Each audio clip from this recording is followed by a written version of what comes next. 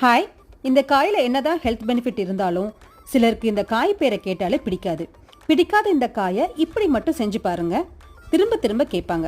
அதுக்கு 1/2 கிலோ பாவக்காய் எடுத்து காம்பு கட் பண்ணிட்டு அது மேலே இருக்க அவுட்டர் லேயரை ரிமூவ் பண்ணிட்டு க்ளீன் பண்ணி எடுத்துக்கோங்க. இப்போ இதை சின்ன சின்ன ரவுண்ட் ஷேப்பில் கட் பண்ணி உள்ளே இருக்கிற சீட்ஸை ஒரு ஸ்பூன் வச்சு ரிமூவ் பண்ணிட்டு இப்போ ஒரு பேனில் 2 ஸ்பூன் ஆயில் விட்டு இந்த காயை வேக வச்சுக்கலாம். கூடவே சால்ட், மஞ்சத்தூள் போட்டு வேக வச்சுக்கலாம். இப்போ ஒரு மிக்சி பவுலில் சின்ன வெங்காயம், பூண்டு, மிளகாய்த்தூள், ஜீரகம், மல்லி சேர்த்து அரைச்சி கூடவே கரம் மசாலா, உப்பு போட்டு மிக்ஸ் பண்ணிட்டு இப்போ வேக வச்சிருக்க பாகக்காய் எடுத்து நம்ம ரெடி பண்ணி வச்சிருக்கிற மசாலாவை ஸ்டஃப் பண்ணி எடுத்துக்கலாம். இப்போ ஒரு பேனில் 2 ஸ்பூன் ஆயில் விட்டு கடுகு, கருவேப்பிலை போட்டு நம்ம ரெடி பண்ணி வச்சிருக்கிற காயை சேர்த்து மசாலாவோட பச்சை ஸ்மெல் போகிற வரைக்கும் வெயிட் பண்ணி நல்லா ஃப்ரை பண்ணி எடுத்துக்கலாம்.